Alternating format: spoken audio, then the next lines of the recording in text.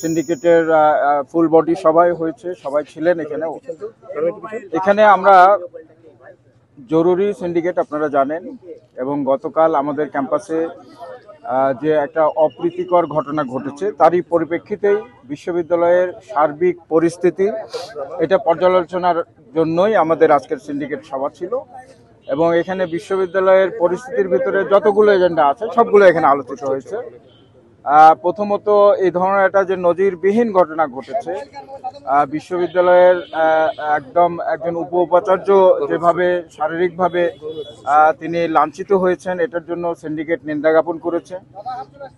এবং এই ঘটনার সুষ্ঠু তদন্তের স্বার্থে সিন্ডিকেট সিদ্ধান্ত নিয়েছে আমরা আভ্যন্তরীণ যে তদন্ত কমিটি একটি হবে, আর আরেকটি বিচার বিভাগীয় একদম নিরপেক্ষ তদন্তের স্বার্থে বিচার বিভাগীয় একটি তদন্তের জন্য সিন্ডিকেট এটা সুপারিশ করছে, এরকম একটা সিদ্ধান্ত গ্রহণ করা হয়েছে। হ্যাঁ, 5 সদস্য বিশিষ্ট একটি কমিটি গঠিত হয়েছে। এরপরে সার্বিক আমরা এক ধরনের আশঙ্কা করছি, গতকালকে আমরা নানাভাবে যে খবর পাচ্ছিলাম আমাদের বিশ্ববিদ্যালয়ের আশেপাশের যে এলাকাগুলি এগুলোর সাথে এক ধরনের বিশ্ববিদ্যালয় কর্তৃপক্ষ অথবা ছাত্রদের কোনো ধরনের একটা গোলমাল মানে লাগিয়ে দেওয়ার একটা অপচেষ্টাও আমরা অবগত ছিলাম। তো এই বিষয়টার জন্য আমরা একটি শক্তিশালী একটি কমিটি গঠন করেছি, আমরা লিয়াজো কমিটি। এটা বিশ্ববিদ্যালয়ের আশেপাশের এলাকাবাসী, ছাত্র সবার মধ্যে যেন সৌহার্দ্য পরিবেশ বজায় থাকে এই পর্যায়ে কমিটিতে কাজ করবে। এরপরে একটি গুরুত্বপূর্ণ ইস্যু আমাদের রাকসু নির্বাচন। তো রাকসু নির্বাচন আমরা আশা করছি যথাসময়ে হবে। এখন পর্যন্ত আমাদের ছাত্র শিক্ষক কর্মকর্তা যারা রাকসুর সাথে সংশ্লিষ্ট আছেন তারা আজকে একটা কর্মসূচি তারা পালন করেছেন, কিন্তু রাকসুর কার্যক্রমকে তারা আওতামুক্ত রেখেই কাজ করেছেন, এটা আমরা অত্যন্ত আশাবাদী। এবং রাকসুর সাথে সংশ্লিষ্ট সকল পক্ষকে, ছাত্র সহ সকলের প্রতি সিন্ডিকেট থেকে এই রাকসুর ব্যাপারে সিদ্ধান্ত দেওয়ার কিছু নাই। কারণ হলো যে ওটা একটা পৃথক বডি, স্বতন্ত্রভাবে কাজ করছেন, আমাদের এখানে সিদ্ধান্ত নেওয়ার কিছু থাকে না। আমরা উভয় পক্ষকে, যতগুলো পক্ষ আছে তারা যেন রাকসু এটা যথাসময়ে হয় এবং এই ব্যাপারে সর্বোচ্চ ধৈর্য এবং তাদের সহযোগিতা কামনা করছি আমরা সিন্ডিকেটের তরফ থেকে। প্রাতিষ্ঠানিক সুবিধার ব্যাপারে আমি বলবো এরপরে যে ঘটনাকে কেন্দ্র করে আমাদের কালকের এই ধরনের একটি যে ইস্যুটিকে কেন্দ্র করে সেটা নিয়েও এখানে আলোচিত হয়েছে।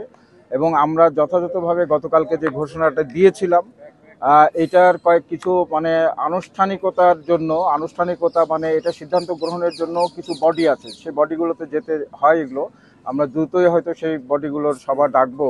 আমরা গতকালকে যে ঘোষণাটি দিয়েছি যে এটা স্থগিত করা হয়েছে, সেই বিষয়টি আমরা সিন্ডিকেটকে রিপোর্ট করেছি এবং সিন্ডিকেট আমাদের এই সিদ্ধান্তের প্রতি সমর্থন জ্ঞাপন করেছে। সুতরাং এটার ব্যাপারে আমরা যথাযথ যে নিয়ম যে বডিগুলো আছে সেগুলো নিয়ে চূড়ান্ত আমরা একটা ঘোষণা আসবে অচিরেই, কিন্তু আমরা এটা স্থগিত, এই কার্যক্রম আমরা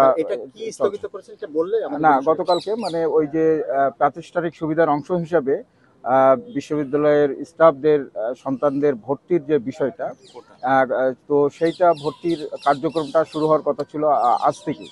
তো এটা গতকাল রাতেই ভাইস চ্যান্সেলর স্যার বলে এটা স্থগিত করেছেন, এটা আপাতত স্থগিত, এটা আমরা এটা শুরু করছি না। আমাদের ওই সংশ্লিষ্ট বডিগুলোতে আবারও পুনরায় ব্যাপারে আলোচনা হয়ে সকল পক্ষের সাথে আলোচনার পরেই এ ব্যাপারে আমাদের চূড়ান্ত ঘোষণা। যে আমরা কালকে যে ধরনের নিরাপত্তাহীন হয়ে পড়েছিলাম এবং আমাদের ছাত্ররাই আমরা কালকে কোনোভাবেই আইন শৃঙ্খলা রক্ষাকারী কোনো ধরনের বাহিনীকে আমরা আমন্ত্রণ জানাইনি, ছাত্রদের মুখোমুখি তাদেরকে দাঁড় করতে পারিনি।